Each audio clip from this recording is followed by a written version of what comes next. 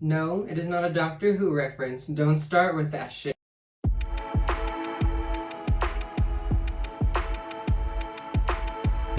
Welcome back, Goblins, and thank you for tuning in.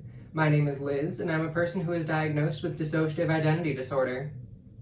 And today I wanted to talk more in depth about one of our experiences with fusion. In one of our previous videos, we mentioned going further into detail with more of the fusion stories that have happened recently in our system, and this is definitely one of them. I'm going to give a little forewarning for scary imagery. These are all drawings that we've made, but some of them are greatly disturbing, I won't lie. It's mostly images of scary wolves and dogs, because we ourselves do have trauma that has involved dogs in the past, though we'll go into that at a different time. So it all started out with this one alter named Chance. We first made a drawing of him back when we were about 13 or 14 years old, so very long time ago. But he wasn't actually discovered as an alter in the system until later when we were digging up more of our trauma. We attempted to recreate the drawing. It looks something like this. He is this kind of warped golden lab, and he is quite sad to behold. As soon as we learned that he was an alter, we went to try and figure out some way that we could help him. But then we discovered that he had one alter of his own, and that was Bad Wolf. Again, it's not a Doctor Who reference. It's more of a shortening of The Big Bad Wolf from nursery rhymes.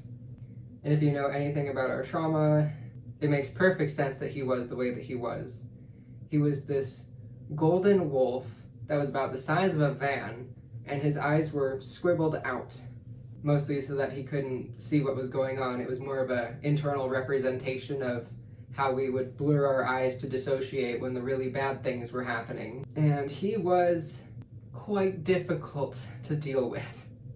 He was extremely aggressive to other alters. He would attack if anyone got near him, and he was very fast.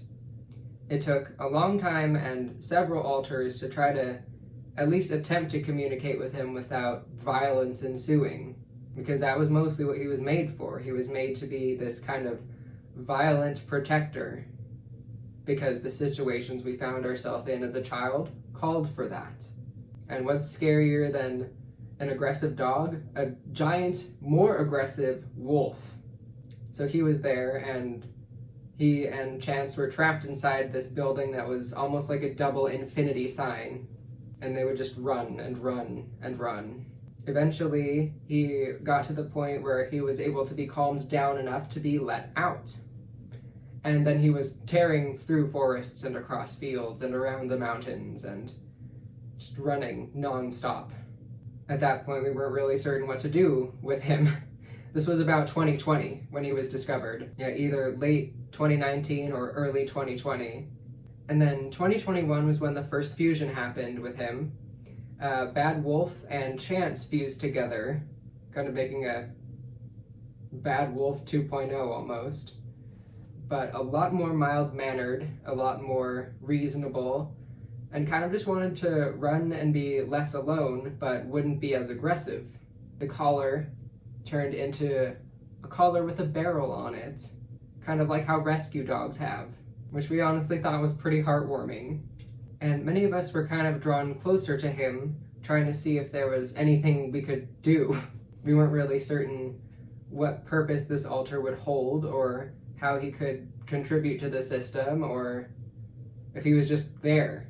Because he was oftentimes just there when we were driving, kind of running alongside in the back of our mind, and influencing our emotions greatly. He was very emotionally driven, and he could not speak. The next fusion happened, I think, either later in 2021 or early 2022. We had discovered that there was this massive eye that was just floating around, just kind of low-key watching all of us, and it was greatly disturbing, and we were quite bothered by its presence. Like, it wasn't malicious, but it was just there. We can only refer to it as the eye, and at one point, that eye kind of flew down and, fused into Bad Wolf as he was running.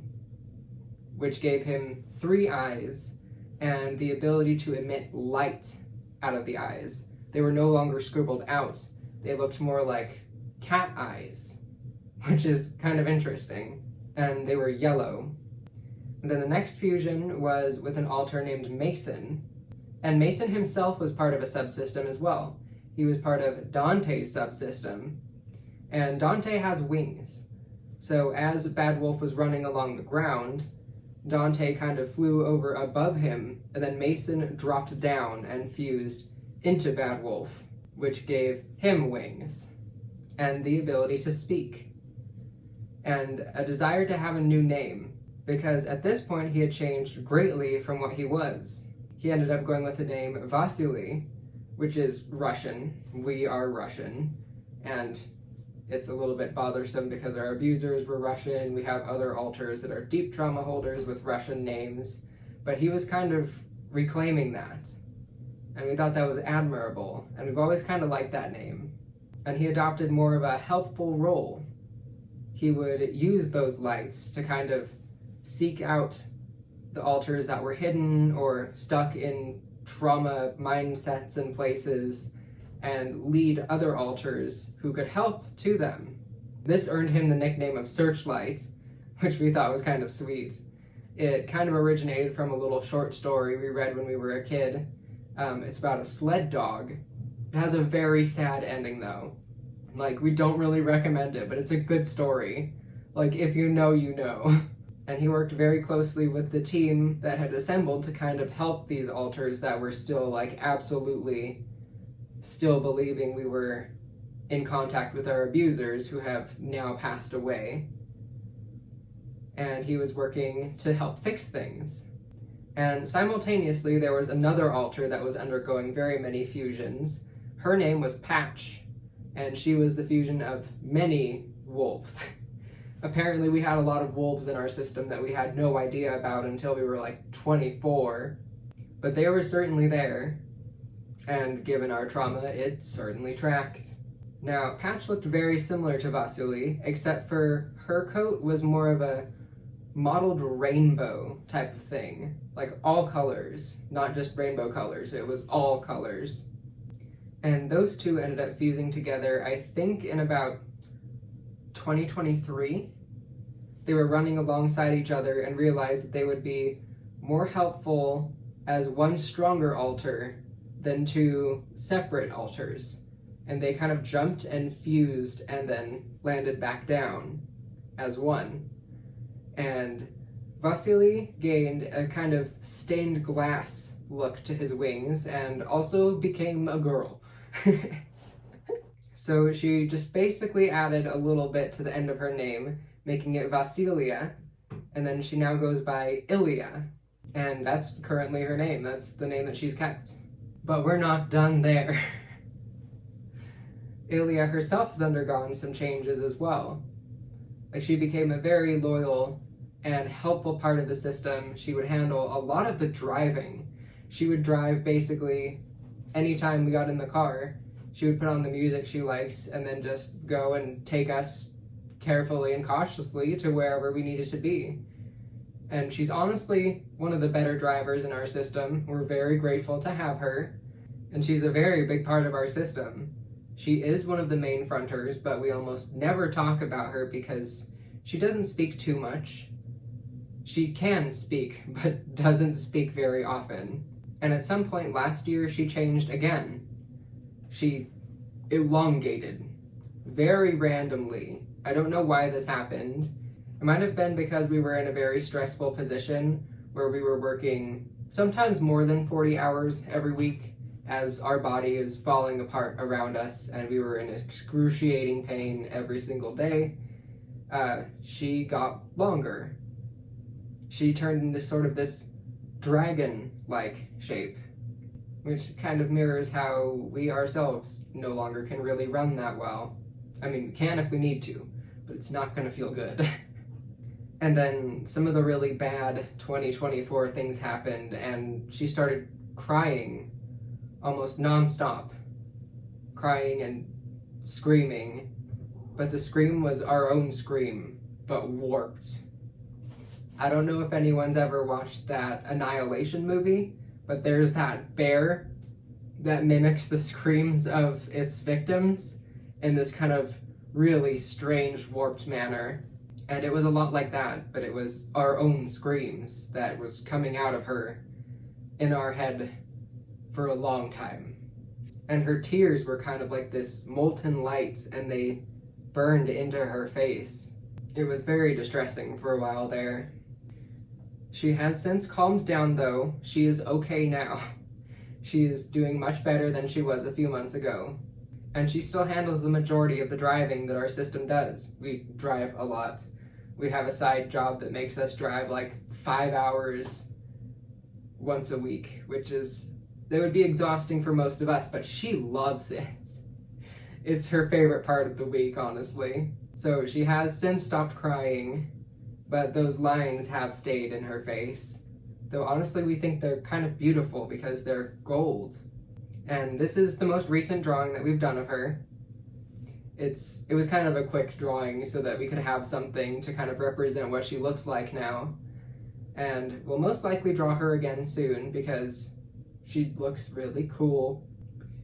And I know it's controversial to have non-human alters in one system, but honestly it's something that happens very frequently. And to a traumatized child, to have an alter like that makes a lot of sense. So we're very proud of her, we're very proud of how far she's come, and we do think that she has stopped fusing, but we won't rule it out in the future completely. I don't know if she'll ever end up making a video. She isn't really the chatty type, but she is here quite frequently. She fronts almost every day or is co-conscious in some manner, and she is an integral part of our system. And there you have it. There is another one of our fusion stories. Ilia has had very many fusions and she's come a long way, and she's gone from a downright menace to one who's very helpful. So thank you all for watching. Before I end this video, I wanted to mention that we were thinking about doing our alter introductions again, but in a different style completely. Doing them, like each alter makes a short on YouTube instead of like having a video with segments and months passing in between them. This way you'd actually be able to kind of see, as they are filmed, instead of, drastically different haircuts in each segment because they're filmed so far apart. So if that's something that you're interested in, please let us know down below. And also, we finally made the stickers. The There Is No Ass in Dissociation. We made 2 versions, and they are now available on our Teespring, which has now been changed to just Spring. You can find those in the shop tab on our channel page if that's something that you're interested in. They're available as stickers and mugs, and I think a couple other little knickknacks, which we thought would be fun. So thank you all again for watching. Please like and comment to support our channel. Subscribe to become a goblin and join the Gob Squad. Take care of yourselves, and we'll see you all in the next video.